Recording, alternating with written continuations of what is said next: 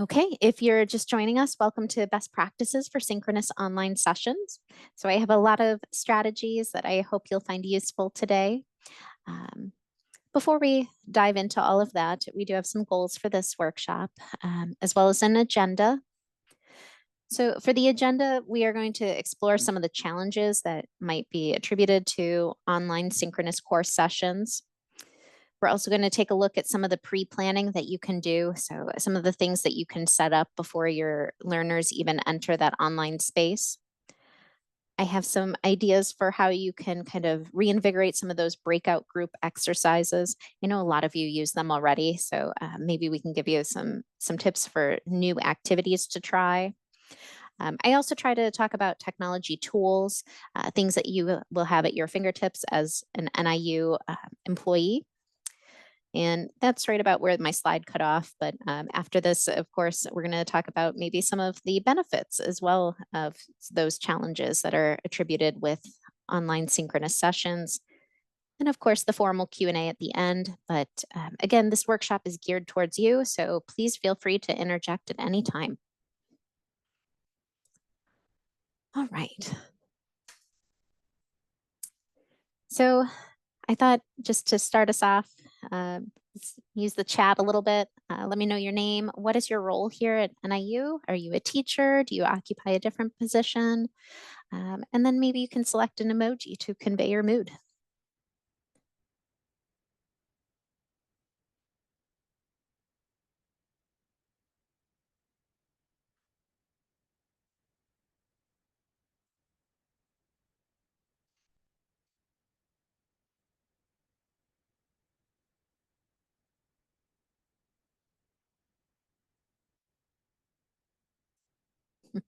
Okay, I see their first response coming in.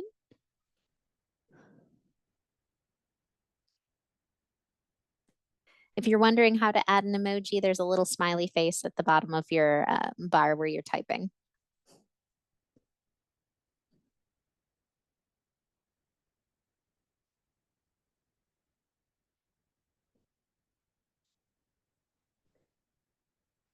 I love all the emojis, so many glasses. All right. Brandon, I will do my best to make sure that you don't fall asleep, but I understand. I ate lunch too.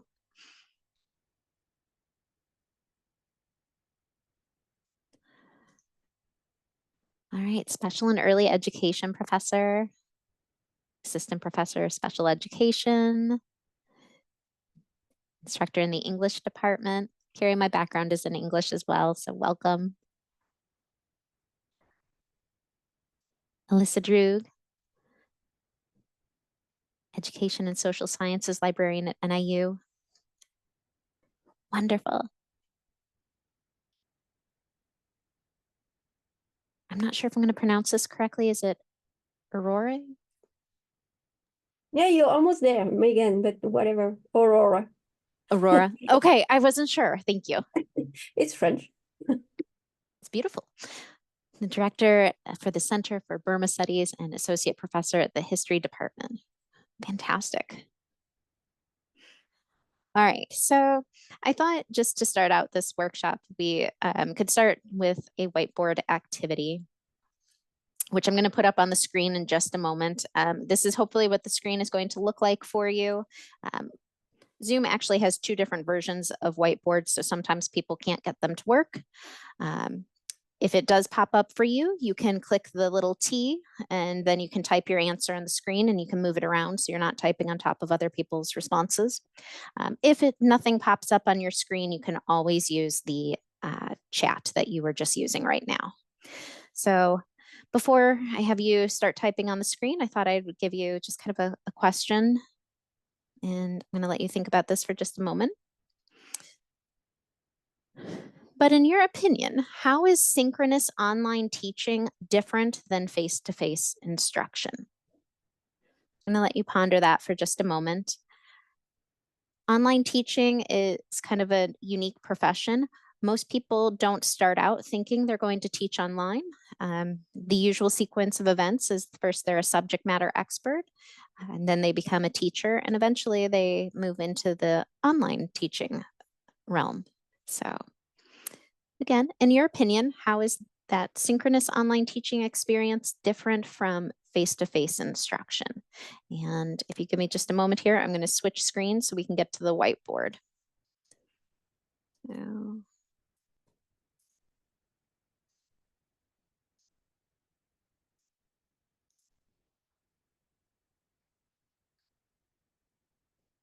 okay, hopefully that comes up for you.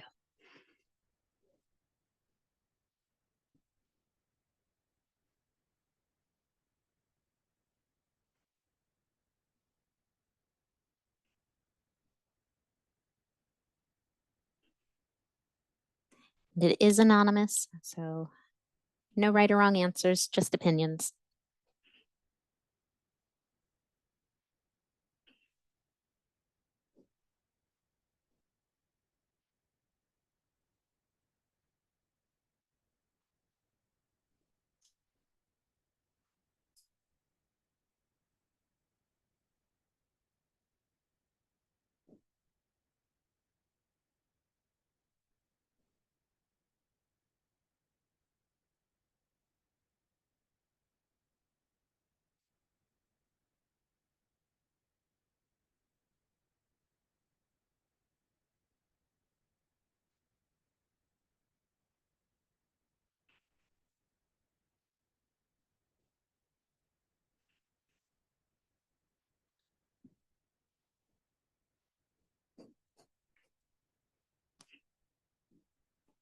Okay.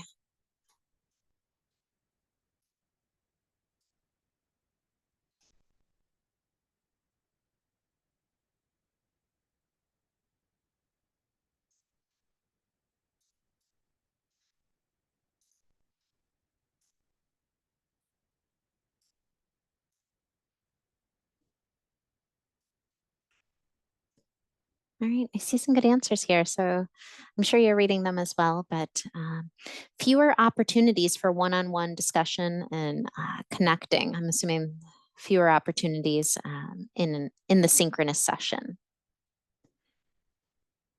It requires creativity to keep students engaged. Yes, it does. I find it takes longer to build rapport and a sense of community. Less interaction, less time commitment. Oh, my screen went away again.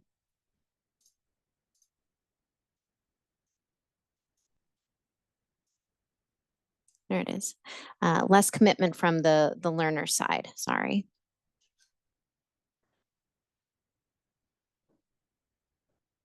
Okay, so the reason that I asked about this is because I found another website where they attempted to address instructors' concerns, and I kind of wanted to see what you thought versus, maybe what other instructors have been reporting.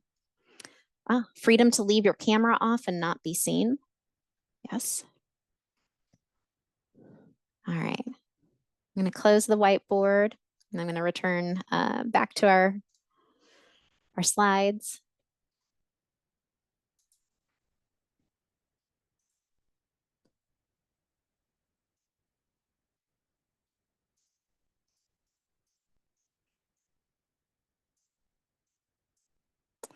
So these were some of the challenges that have been reported from some other instructors. And I'll return to that purple square here in just a moment. But so these were some things that other faculty reported.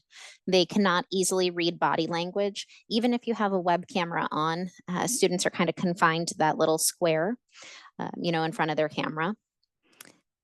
They're not physically observing students' work. You might have gotten used to walking around the room and seeing what people are doing. So that element is removed. No walk in office hours. Feelings of isolation are fairly common. And then there's this idea that requires extensive pre-planning. And so there's this quote down here at the bottom that I kind of was intrigued by. And an instructor said, I've been teaching this course for so long that I don't really have to plan anything out. I just check where I left off during the last class period and move on. And they found when they switched to the online modality, they weren't really able to do that. And that is true of online courses. It takes a lot of pre-planning, careful instruction, and trying to document things for your learners.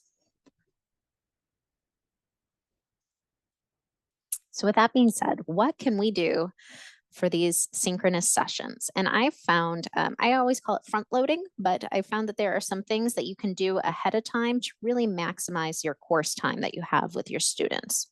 So these are the four questions that I always try to start out with. Number one being the most important here is, what will my students be able to do by the end of this lesson? Synchronous sessions, at least you still have that FaceTime with your students, so to speak, even if you don't turn on a camera.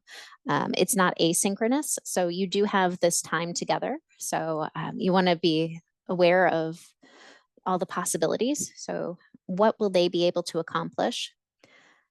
I also try to look at what activities can they do asynchronously. Um, and we'll talk more about this, but what can we assign them to do before coming to the session? How can I minimize lecture time and passenger syndrome? That's where your students, you know they're logged in, but maybe you don't even really know if they're there. So how can we minimize that? And then what are my interaction requirements? And I hear a lot of instructors ask about this.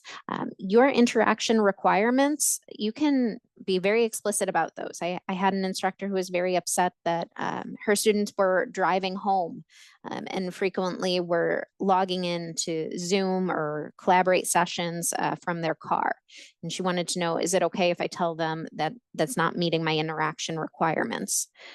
And yes, it is. I think, we want to be aware that our students might be working and they're trying to get home, but at the same time, interacting in a course is not the same thing as auditing, a podcast or something of that nature. So they have to be able to engage in communication with the other peers and their instructor.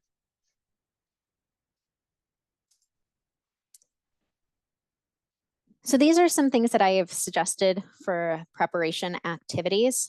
I like to post an agenda for my students. If I'm concerned about time, I like to put increments of time where we'll be doing each activity. Generally speaking, if a course is over an hour long, I really like to plan for breaks. So have that allotment built in. I know as a student, if my instructor forgets to give us breaks, especially if you have a long class, some of them are 2 hours and 40 minutes. I'll just have to get up and leave the course, like if I want to take a bathroom break or something like that. But students are more likely to stay engaged if you've been kind of planning for breaks. So let them know that schedule ahead of time. When it comes to pre-synchronous session activities, you can ask your students to do things like listen to that podcast, do some of the readings, watch the recorded lectures, and it's okay to tell them that there's going to be a mandatory follow-up activity. I have an old boss who always said that, as far as I'm concerned, if I want them to read something, I have to follow it up with a reading quiz, because otherwise they think it is optional. So you may want to come up with some follow-up activities. You can be very clear about that up front. You might send out announcements to students and say, hey, don't forget, I need you to watch the recorded lectures before class this week. And we are going to have a follow-up activity or a follow-up quiz during class. So if you can plan those ahead of time, I think students are going to be on board and they're going to come maybe a little bit more prepared. I'm also a big fan of using pre and post surveys, and I think there are multiple places where you can insert these in your course. Now, you could do a pre-test, at the start of a lesson to see how well students do. This can be a really fun and engaging way to get them kind of excited about class. You could give them, either a problem that they have to solve, or you can give them, an open-ended question and see what they come up with before they've been exposed to the lesson. And then you can have them revisit it after you've conveyed all of that information during class. Has their answer changed? Has it improved? And I think students get excited to see how their thought process evolves as well.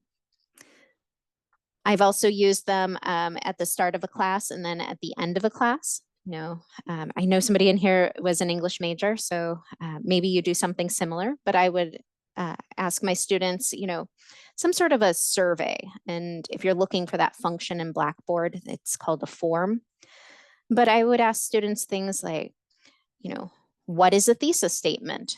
Where is it located? What is the optimal length of a thesis statement?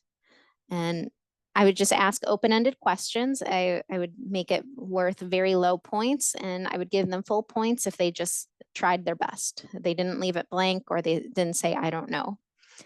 And it's very revealing, what kind of knowledge your students come in with. And then I would follow it up again at the end of the semester. If you hang on to those pre-surveys and you hand it back to students after they complete their post-surveys, you're going to see them get really excited to look at their progress. They actually enjoy looking at their original answers and comparing it to their latest answers. So these are things that you can do on a large scale over the duration of the course, or you could just do it for individual lessons.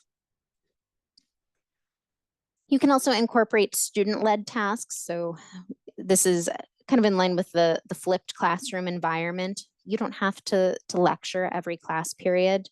You can have students lead the charge. And you can assign specific tasks to your students. And I've seen this work a couple of different ways in synchronous sessions. Sometimes instructors will come to class and they'll share a slide and it will have everybody's name listed and each student has a specific task that they've been assigned. Other times, instructors might put their students into breakout groups and they'll say that, there's 4 students per breakout group and each person is going to take on a different task, and how they are assigned is, kind of based on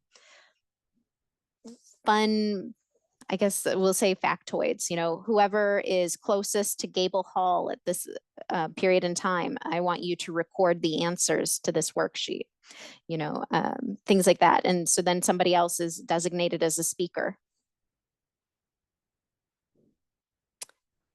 Yes, I do have some examples of student-led activities, and that is coming up.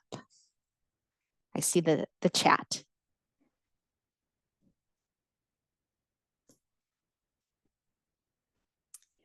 I also have some ideas here for you on how to save time. What I've learned in synchronous sessions is that there can be kind of a fumble where students are trying to access documents so that they can work on activities. So some of this you can do ahead of time. Now, what I recommend is saving some of your documents to a shared folder, and I have actual step-by-step instructions for this at the end of the session. But then once you have all of your documents saved to a shared folder, you can just give the links to your students in the chat right before they break out into groups. You can plan your groups ahead of time, or you can just randomly divide students up into groups once they're in class. But again, if you have an idea of how many groups is going to be kind of necessary for your class, you might say, oh, I'm going to need 6 groups. You can save a document and you can label it group 1. You can save it again, but this time label it group 2. And that way, when they're in their breakout groups, everybody knows exactly which link to open.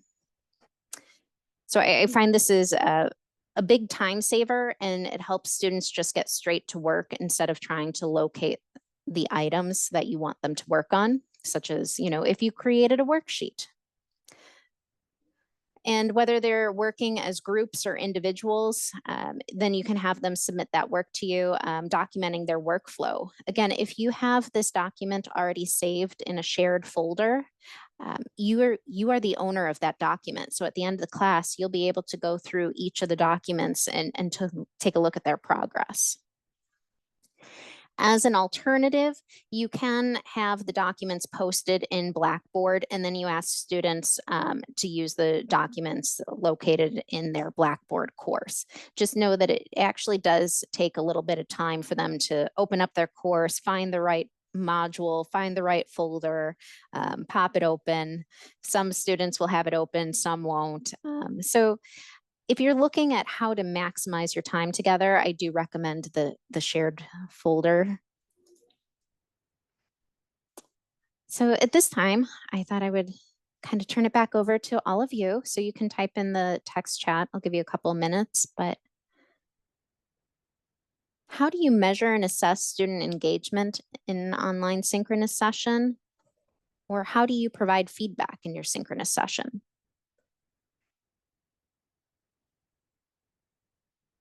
And again, everybody's different, so I'm sure you have some unique strategies. So it'll be exciting to hear what you come up with.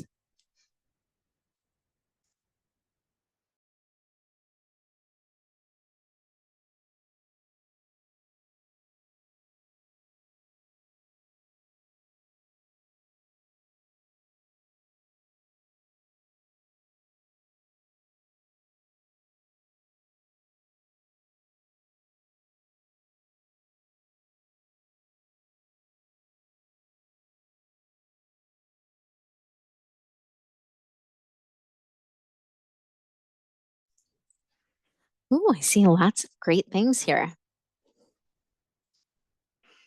A lot of anonymous polls for assessment. Yes.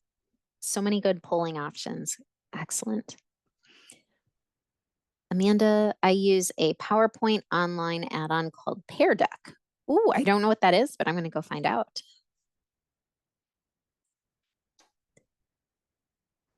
You assess student engagement by their participation in the chat. Absolutely. I like with the chats, you can bounce around from room to room and you can go check in on different groups of students. I sometimes have students complete an exit survey where they rate the level of engagement of their partners during breakout rooms. Excellent.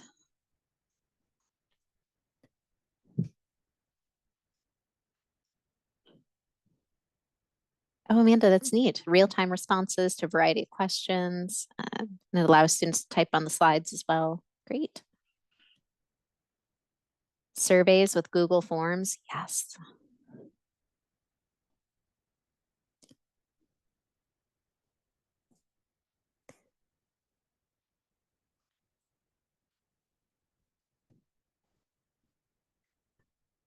Great.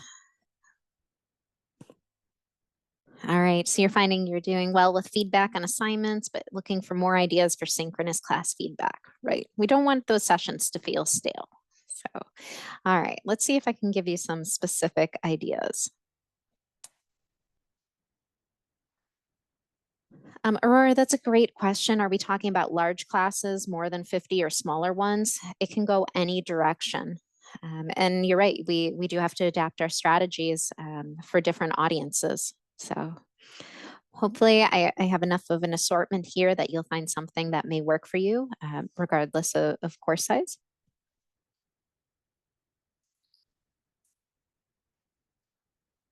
So when we talk about synchronous sessions and breakout rooms, why would we do it? Well, the pedagogy of it tells us that there are different things that we can do with our students. We can help them brainstorm, problem solve. We can help facilitate collaboration amongst themselves. We can help them create connections and just hopefully build some different types of experiences. Let's see what we have. Now, I have some ideas here. You can test these out kind of in small doses and just see where they take your course. Some of these can even be used for warm-up exercises. A lot of times, you know, when you enter your synchronous online session, it's completely silent. So what can we do? How can we get students excited to talk? So one of them is called the Four Corners Debate or more. And what you will do is you can give them a question and they have to come up with 1, 2, 3, or 4. So the example here is a statement. Public schools should never ban books. And I've given some examples of commonly banned books. To Kill a Mockingbird, Where the Sidewalk Ends, The Hunger Games. And students are going to pick whether they, 1, strongly agree with that statement, 2, mostly agree, 3, somewhat disagree, or 4, strongly disagree. And what happens at this point is you can go ahead and you'll do breakout groups, but you'll create 4 of them. And students get to enroll themselves into the one that they feel most aligns with their with their belief. What's interesting about this is they'll end up in a breakout room with people who arrived at the same answer, but now they have to talk amongst themselves about how they arrived at that answer. And sometimes their logic followed completely different paths. So it's really kind of a great way for them to talk and see what other people are saying.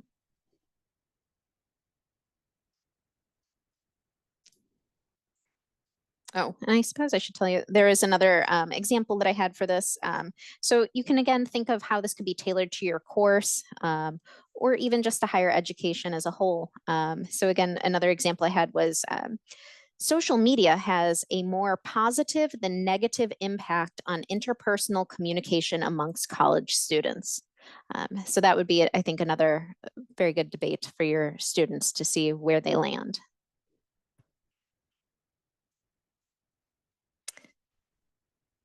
No, I'm a big fan of peer editing and feedback. And I know not everybody feels the same way, but I think that in a controlled environment, it can work really well for students. And there's an opportunity to do this in a synchronous session. So what I like about peer editing and feedback in a synchronous session is you can tell students that they have to arrive to class with a draft of their work, whatever that project may be. And this is, again, conveying those expectations on what they need to do to arrive prepared for class. When they're in that synchronous course session, you can give them a rubric with a set of questions. Um, and so I would oftentimes put people in breakout groups. You can give them assignments. But the idea behind this is you might ask somebody to identify their strongest sentence in an essay, or you would ask them to identify that thesis statement. And you can ask several students to give them feedback, and they're going to compare feedback from 3 or 4 different students. And so they're going to get a whole bunch of commentary about their writing, and it comes from somebody else's voice, not just you as the instructor. You can ask them, what do they think is the weakest sentence in their writing? That will make them think about their writing and break it into kind of granular pieces. And again, I used writing as an example here, but this could work for any type of a project where they rotate through groups and they have to answer a series of questions about somebody else's work.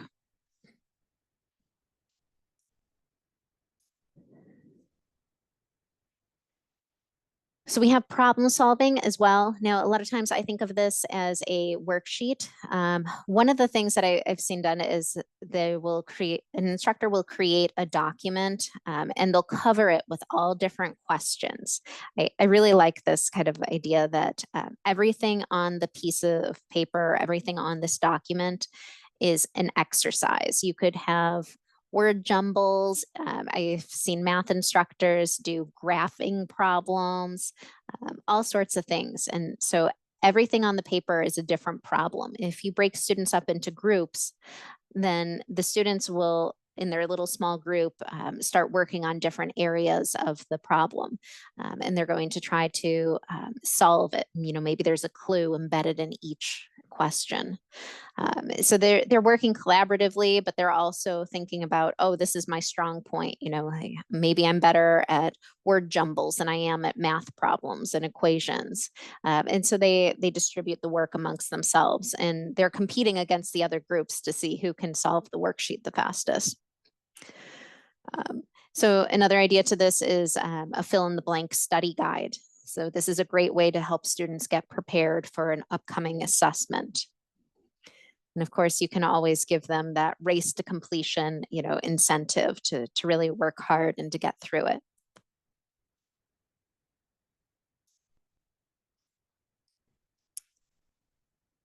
So I did mention the worksheets again, but there are different ways that you can present worksheets to students. And of course, there are so many different disciplines. So worksheets could have essay questions, fill in the blank, equations, graphs. If you're trying to help students learn how to map out their logic, you could actually have them build flow charts within their groups. And there's a variety of technology that we can use for that, which I promised I have at the end of this workshop.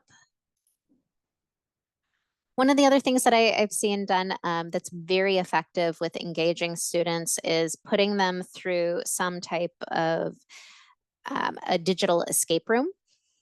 And this caught on, I was surprised, kind of like wildfire during the pandemic. And I don't know if any of you have participated in this or if you've even tried to build one. Um, of course, I had to know more about it. So this is the story here is that a library actually created a Hogwarts digital escape room during the height of the pandemic. And like they said, little did we know that over the next 2 weeks, the game would be played by over 225,000 users from 22 countries from across the globe. And it has now been translated into 7 different languages. So this is the website. They tell you everything. You can go through the escape room and see what it's like as a student. And then if you're intrigued as an instructor, they give you step-by-step guides on how you can build your own. I was pleasantly surprised. It's not as scary or difficult as I thought it would be. You can make it as simple or as intricate as you like. But this is a great way for students to work through problems themselves. You can do any type of theme that you want. So of course I had to try it. And I created a murderous plant themed escape room.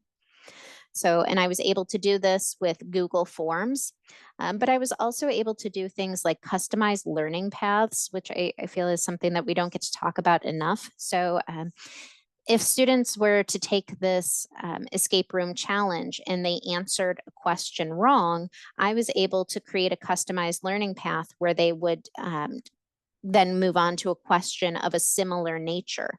So if they don't know the content, we're going to keep repeating similar types of questions until they master the concept, versus those who get that answer correct will move on to something that's a little bit different and a little bit more difficult. And it auto grades for you. So at the end, students will know how they did. So again, it's a fun exercise that really gets them energized and thinking. But it's also kind of built in some of that autonomy. You don't have to lecture at them. So they get to experience something on their own. Okay, so some other interactive activities besides breakout rooms. I know those are kind of a staple within our synchronous sessions. I like the idea of mandatory office hours. So if you know that you're going to be meeting every Monday night, you might have students start working on large projects throughout the semester. And one of those nights, you're going to cancel regular class, but you're going to give 15-minute increments for students to sign up to come meet with you. And so then you can talk about their progress, you can give them tips, you can ask questions, and you can gauge how well they're planning for that upcoming assessment. So I do think this is an advantage that we can use with our synchronous sessions. Somebody else had mentioned exit slips in here. So I wholeheartedly agree with the exit slip concept. And it goes beyond just taking attendance for coming to class. And so you might insert a question somewhere throughout your synchronous course session and ask students to respond. And it can double duty as taking attendance. But again, you're collecting feedback from the students. So these are just some of the ideas that I might ask a student, can you summarize today's lesson in one sentence? What are your main points or topics from this lecture material? Can you relate this concept to current events? Ask them questions, what could be improved? You might actually get some really valuable feedback from students. I heard one student went to his instructor and said, I absolutely loved this Jeopardy style quiz question, study guide that you prepared, and I think we should have those more often. And so the instructor said, oh, okay, no problem. And she observed a significant increase in exam scores following integrating that type of activity into the class.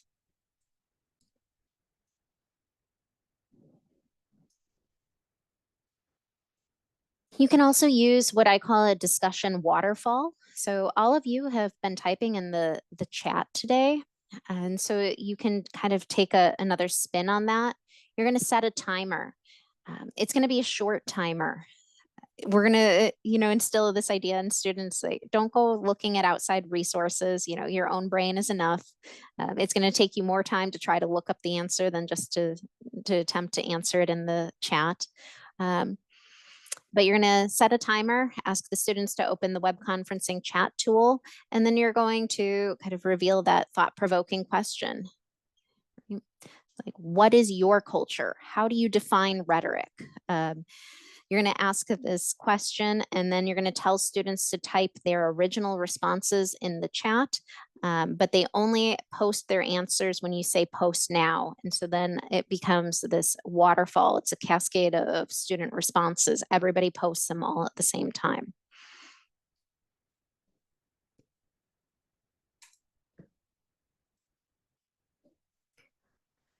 So as far as energizing group activities go, well, of course, you can always do the random group selection.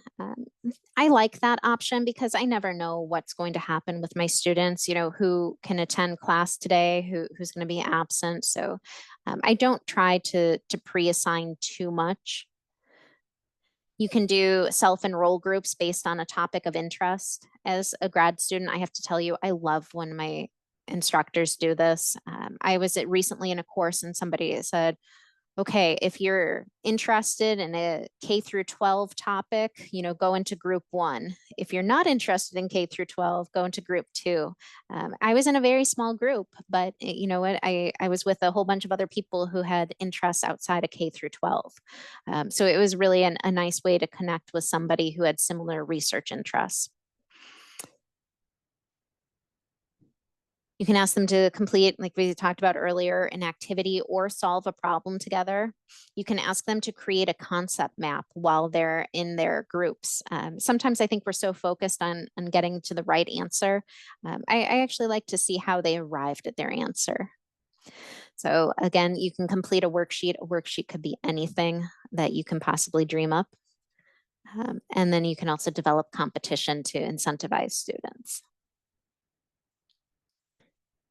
Some of these things that we can do in our classes too don't require a ton of effort on your part, because I think students respond well to hearing other voices. So set up an electronic library day with the librarian. I think Alyssa can attest to this. So we can bring in experts from the field to guest lecture. I have one on here that's create a Shark Tank style competition and have a group panel review each group presentation or submission. This is really exciting for students. In a similar vein, I have a colleague who I think was in an intro to marketing course. And to get students energized, each student was randomly assigned a product and they had to come up with the best slogan for their product. But the caveat was that they had to use existing slogans from other products. And the class would vote on who did the best job. So there's a lot of things that we can do with our students in these kind of virtual spaces. You can ask students to go out and record their findings in the field. We learned during the pandemic that students' access to technology is wide and varied, but actually the one thing that almost everybody has is a cell phone. So you could ask them to take a picture or to upload a recording of something in their natural surroundings. So again, it's kind of removing students from being centered in front of their computer. You can present a series of case studies and ask students to predict the outcome of the next one in the series. And you can also include activities that incorporate current events. So even if you are teaching things like history and you're like, well, what does that mean? I think recently a history instructor at NIU was able to locate some virtual reality goggles, and students came in and they signed up for a session where they tried on the virtual reality goggles, and they had to experience some sort of traumatic event. I think it was like an earthquake, a flood. I can't remember what else there was. But so as they're talking to their students about historical events, it kind of gave them a fresh perspective on what people actually endured. Okay. As promised, I have a few technology tips, and I'm happy to help you try to customize your sessions for your individual course. But when I talked about creating shareable documents, I think it can be a game changer for the amount of things that you can accomplish in a synchronous course session with your students. So if you go to My NIU and you go under quick links, you can access Office 365. From there, you click on OneDrive, My Files, and either you can add a new file or you could upload an existing Word document if you type something already on your computer. Once you've saved that, you return to your files. You click the three dots to the right of your file and you click Share, Share with anyone. And then the optional part is Can Edit. So, if you're creating documents that you want your students to fill out during class, you want to make sure you give them editing privileges, not just so that they can view it. And then the best part is once class is over, they don't even have to submit something to you through Blackboard because it's already in your shared documents. You can go back through there and you can review their progress.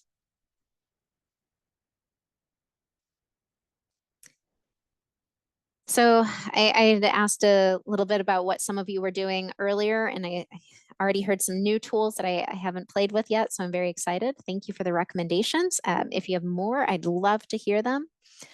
Some of these I am sure are well known. Some of these might be new to you. There is Kahoot.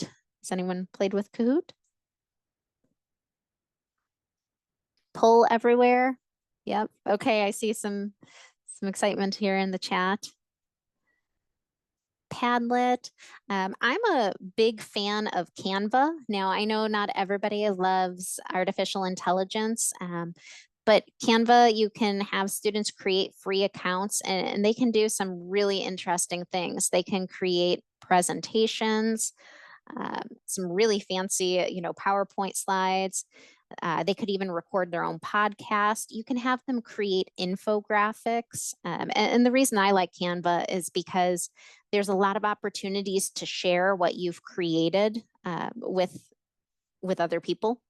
So it kind of reminds me of Google Documents. If you've ever shared a Google document and somebody comments on it, they give you anonymous names. So you might have to tell students like, oh, you need to include your name if you want credit for commenting on this, but it'll say like a green cheetah liked your infographic.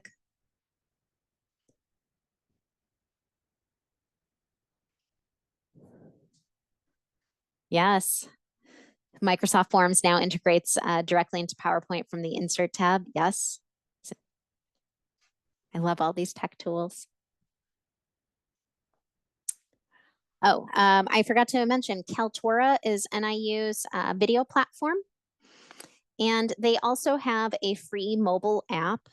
And I swear I'm not a paid sponsor or anything. I just happened to play with it one day and I loved it. It works for Androids, it works for iPhones. But the idea here is that you can take your recordings from your cell phone and directly upload it to your Kaltura account, which makes it very easy to move it over into a class assignment. So that was really exciting for me as a student. It kind of really changed, doing field recordings and the ease in which I could get my recording into my class assignment where everybody could just click a link and watch it. So if you're ever interested in that, let me know. I'm happy to provide instructions. All right, so I know we started off the session talking about the potential challenges that are associated with synchronous sessions, but I think we can also talk about some of the potential benefits. Certainly, you are going to get a diverse set of learners. Everyone, I think, talks about online education because it can be convenient. It means that if you have a job, if you have a family or both, you can still go to school. So you're really getting a lot of adult learner perspectives in there, and you're getting people from all walks of life. You also might get more interaction with introverts. Introverts, I think, are people who don't really like big, huge social settings. It's not that they have an inability to socialize, but they have a preference that they don't like being overwhelmed with big social groups. So when you're in an online space, you might observe a lot more participation from certain individuals. There's an opportunity for insightful reflections from your students. A lot of these classes ask students to reflect and write about, what they've observed, how they've changed, how they've improved. So you can incorporate that into your online synchronous session. And then there is this idea of pedagogy awareness. A lot of times, because so much planning has to go into online education, you start to remember those lessons and you can apply them elsewhere. So even if you return to a face-to-face environment, you might show up with more lesson plans pre-prepared for your students. So it does carry over into other aspects of teaching. And so again, this was from that same University of Arkansas website where an instructor said, I get to know my students very well because we use a lot of written communication, and they share details with me that they would probably never bring up in class. So I thought that was just such a kind of a positive, uplifting note to end on. And actually, I will be sending out an email to you at the end of this workshop. And one of the resources that I've collected is actually from Dr. Jason Rohde. And he put together a survey. He used Google Forms, but he always distributes a survey to his students at the beginning of an online course to get their perspective about, what incentivizes them to learn, what holds them back, and he has all these questions, and he has made it acceptable now so that anybody can just copy his quiz, and you're welcome to use this or to modify it for your own course. So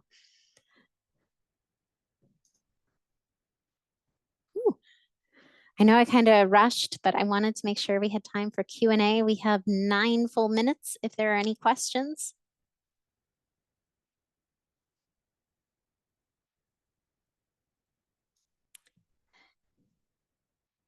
And on this note, I also have some resources for you.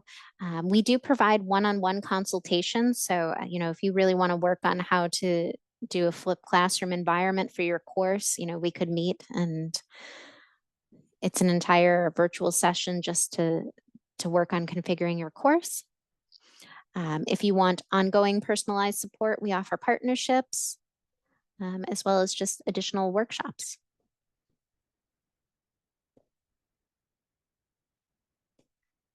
All right, well, I'll hang around. If there are no questions, though, you are free to enjoy the rest of your afternoon. I hope you have a wonderful Halloween.